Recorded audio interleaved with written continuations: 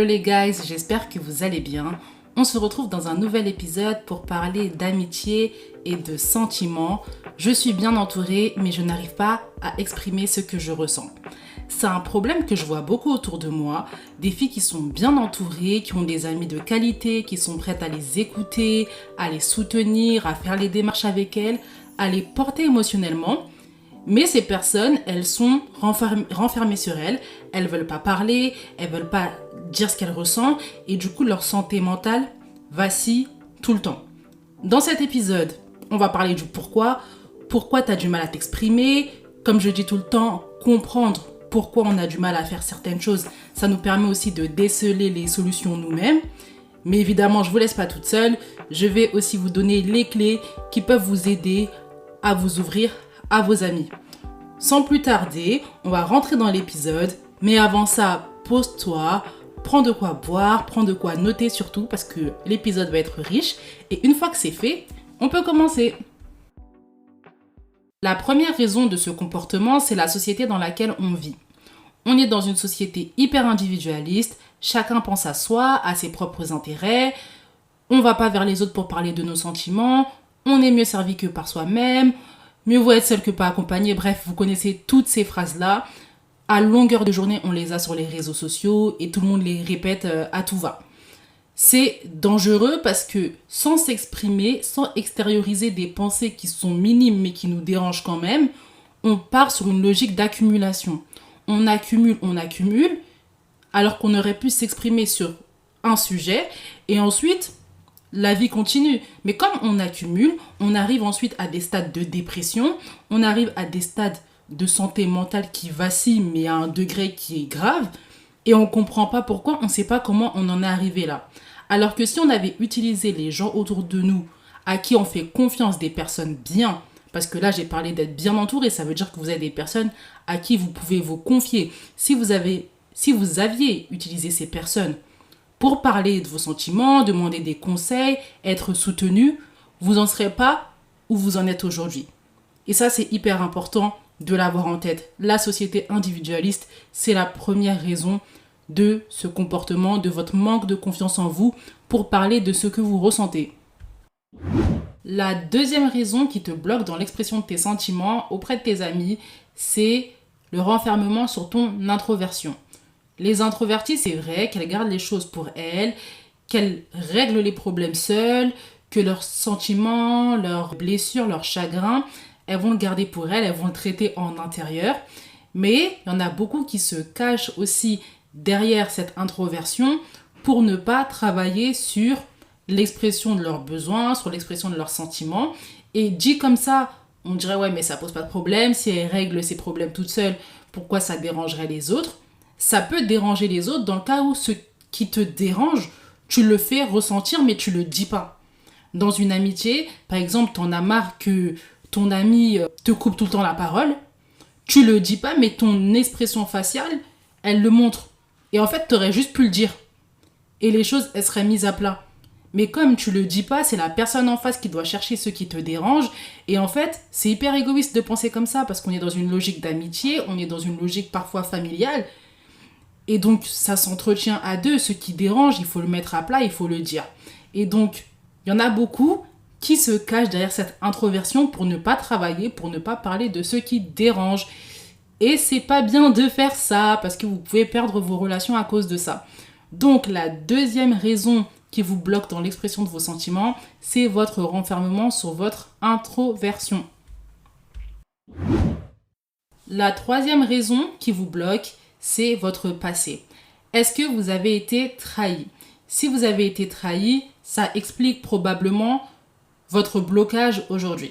J'ai une cousine par exemple, elle est méga extravertie, vraiment tout le temps en train de connecter avec les autres, vraiment une personne hyper extravertie. Mais les trahisons qu'elle a vécues dans le passé l'ont poussée à se renfermer à elle.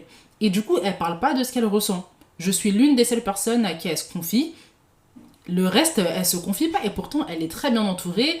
Elle a des personnes que j'ai rencontrées qui sont géniales, qui peuvent l'écouter, qui peuvent la soutenir, qui peuvent lui donner des conseils. Mais elle a peur parce qu'elle a vécu des choses qui l'ont blessée, des gens qui prenaient pas ses sentiments au sérieux parce qu'elle est extravertie, donc comment ça elle se sentirait mal, elle se montre tout le temps dans la joie, donc pourquoi elle se sentirait mal, on l'a pas pris au sérieux, des personnes à qui elle s'est confiée et puis finalement sont parties le répéter, donc tout ça aussi ça crée une atmosphère de peur, d'anxiété aujourd'hui, même si c'est des choses qui appartiennent au passé, ça revient, ça ressurgit à chaque fois que tu as envie d'exprimer ce que tu ressens à tes amis, ce qui dérange dans l'amitié ou en dehors, et donc ça vous bloque. Une sous-raison aussi, c'est vos parents et ce qu'il y avait dans votre maison. Si dans votre maison, exprimer ses sentiments, c'était quelque chose de mal vu, exprimer la colère, la tristesse, dire qu'on est en dépression, c'est quelque chose qui est mal vu, on dit que tu abuses, que tu te comportes comme une blanche, surtout chez nous les noirs. Forcément, aujourd'hui, votre logiciel, ce que vous avez intégré dans votre tête, c'est de tout garder pour vous. Tout garder pour vous, même si on vous demande si vous allez bien, même si on vous demande comment vous vous sentez, on sent que vous allez mal, on vous pose des questions, vous dites toujours que ça va bien. Parce que vous avez été habitué comme ça chez vous. Donc la troisième raison, c'est votre passé autant à la maison qu'avec vos amitiés. La quatrième raison, c'est aussi les amis que vous avez. Est-ce que c'est des personnes qui expriment ce qui les dérange, qui expriment leur chagrin, ce qui ne va pas dans leur vie? Est-ce que c'est des personnes qui parlent? Parce que si ce n'est pas des personnes qui parlent, vous pouvez aussi vous sentir bloqué et ne pas parler de vous, même si vous ressentez le besoin de le faire. Vous pensez que vous allez déranger, vous pensez que vous allez casser l'énergie. Et ça a un problème. Ça, c'est un problème parce que vous avez des personnes qui sont géniales autour de vous, des personnes qui vont bien peut-être, mais c'est pas parce que tu vas bien que tu peux pas comprendre le mal-être d'une autre personne. Et des fois, vous avez l'impression que quelqu'un va bien, mais ça se trouve, elle est juste comme vous et elle sait pas comment s'exprimer. Donc, vous pouvez pas baser vos besoins sur ce que vous voyez de votre amie. Ça se trouve qu'elle n'en ressent pas le besoin. Ça se trouve qu'elle est aussi bloquée et le fait que vous parliez, ça va aussi l'ouvrir. Donc, on ne peut pas réfléchir avec ce logiciel-là, mais c'est une des raisons. Vous avez des amis qui ne parlent pas et donc ça vous bloque dans l'expression de vos besoins, de vos sentiments et de ce qui vous dérange. La cinquième raison, et cette raison, elle me parle tellement, mais tellement, c'est le fait qu'il y en a qui portent les problèmes de tout le monde. Personnellement, pendant un temps, c'était comme ça. Je portais les problèmes des gens qui étaient chez moi. Que ce soit mes parents, mes petits frères et sœurs, mes amis, c'était la même chose. Ma famille, mes cousins, cousines, c'était la même chose. C'était tout le temps moi qu'on venait voir, tout le temps moi à qui on demandait des conseils. Et en fait, quand tu es dans une position comme ça, tu as du mal à exprimer ce que tu ressens parce que déjà, tu es occupé avec les problèmes de tout le monde. En plus de ça, tu te dis que qui va écouter et qui est capable de te donner des conseils intelligents puisque c'est tout le temps toi qui portes les problèmes des autres. Et en plus de ça, tu as une image à tenir. Tu donnes des conseils, tu es la fille qui est sage, tu es la fille qui est intelligente, qui est mature. Donc pourquoi toi, tu vas aller mal? Les gens ne vont pas te prendre au sérieux en fait. C'est quelque chose que j'ai beaucoup vécu avec mon père surtout. C'est que il me demandait tellement des conseils. De toute façon, je vous parlerai de la relation que j'ai avec mon père, c'est particulier. Mais j'étais vraiment la personne à qui il demandait des conseils, il se confiait. Et quand moi je parlais de moi, c'était limite, non, tais-toi, toi t'as pas ton mot à dire, tu m'écoutes, tu m'épaules, tu me soutiens. Et puis en fait, tu donnes toujours des conseils pertinents, donc pourquoi tirer mal? Applique tes propres conseils à toi-même. Les gens ils réfléchissent comme ça, hein, ils veulent pas vous écouter. Des fois, on a juste besoin d'être écouté. Pas spécialement que tu me donnes des conseils, mais les gens ils se disent mais je suis pas capable de le faire pour toi. Toi tu m'écoutes, par contre moi je suis pas capable. Et c'est tellement un poison parce que on se retrouve à ne rien dire, à tout garder pour soi, à aller mal, à être en dépression et à ne plus être à même d'aider les autres parce que nous-mêmes on va mal en fait.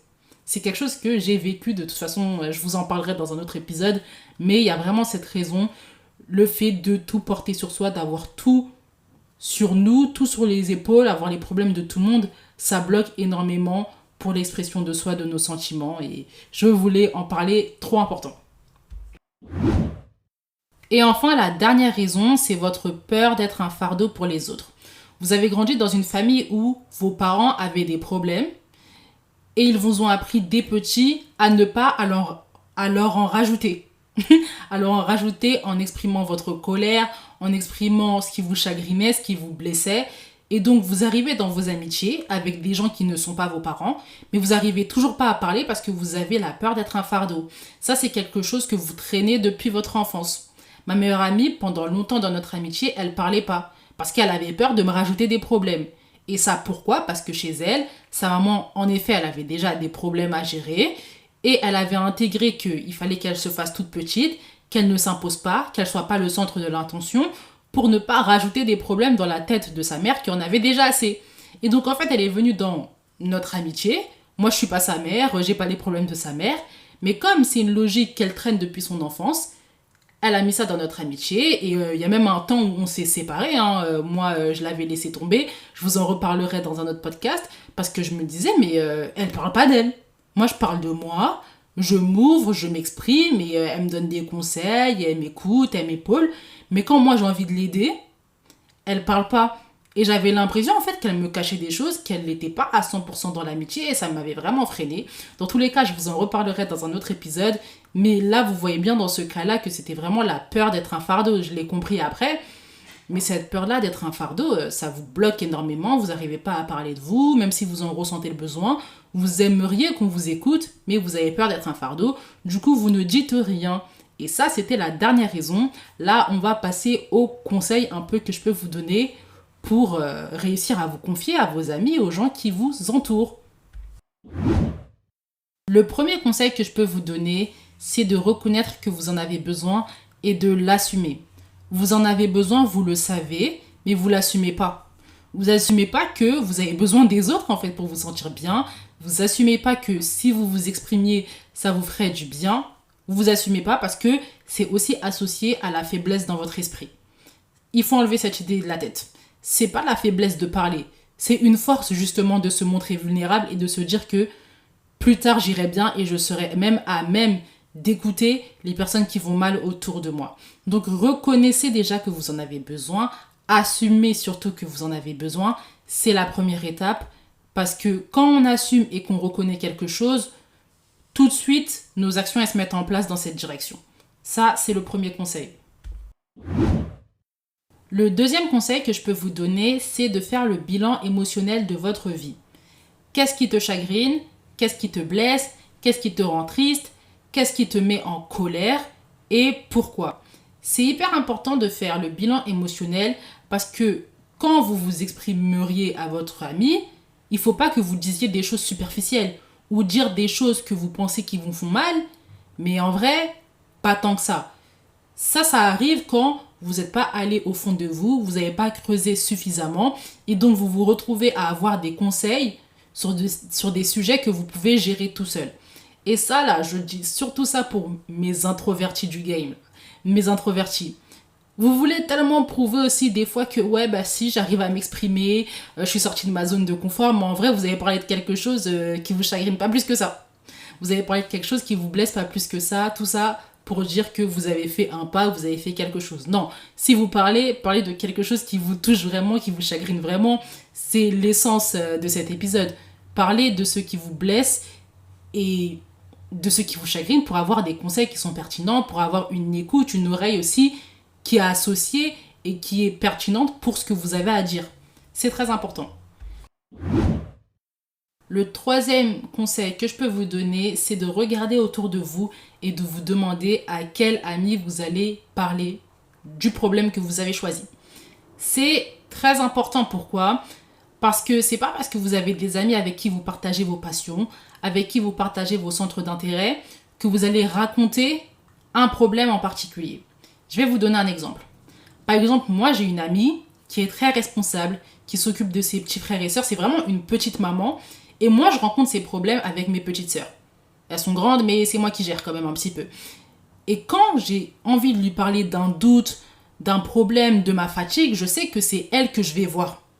Je vais la voir elle, je vais pas voir ma meilleure amie. Et pourtant, ma meilleure amie, elle est très compréhensive. Mais je sais qu'elle n'a pas la sensibilité pour comprendre mon problème. Donc, je vais voir mon amie. Je lui parle, elle me donne les conseils, on s'échange les conseils. Et je me sens vraiment entendue, écoutée, comprise. Être comprise, c'est la base. Vraiment, c'est la base. Donc, je me sens vraiment comprise. Mais si j'ai un problème de spiritualité, une baisse de foi ou quelque chose, je vais pas aller la voir elle. Je vais aller voir ma meilleure amie ou je vais aller voir un autre ami. Parce que je sais qu'ils ont la sensibilité pour comprendre, je vais me sentir comprise, je vais me sentir écoutée. Donc, faites vraiment vos recherches avec les personnes qui sont autour de vous. Décidez à qui vous allez parler de vos problèmes. C'est important, vraiment, pour que vous vous sentiez comprise, que vous vous sentiez écoutée et que la personne en face ait la sensibilité, tout simplement, la même sensibilité que vous sur un problème donné. Gardez ça en tête. Le 4e conseil que je vous donne, c'est d'exprimer votre gêne. Si vous allez parler à un ami d'un problème et que vous n'avez jamais fait ça, n'hésitez pas à dire « j'avoue, je suis un peu stressée, je suis un peu gênée, j'en ai jamais parlé, je vais un petit peu bégayer ». Prévenez la personne en face. Ça va renforcer son écoute, ça va renforcer sa sensibilité. Elle va se dire que déjà vous faites preuve de vulnérabilité. Donc elle va être beaucoup plus indulgente avec vous. Elle ne va pas vous juger. Déjà qu'elle ne vous jugeait pas de base, alors là, vous allez voir que la personne elle va être totalement à l'écoute. Donc n'hésitez pas à dire que vous avez peur, que vous êtes un petit peu stressé, même si c'est votre ami, vous n'avez pas l'habitude.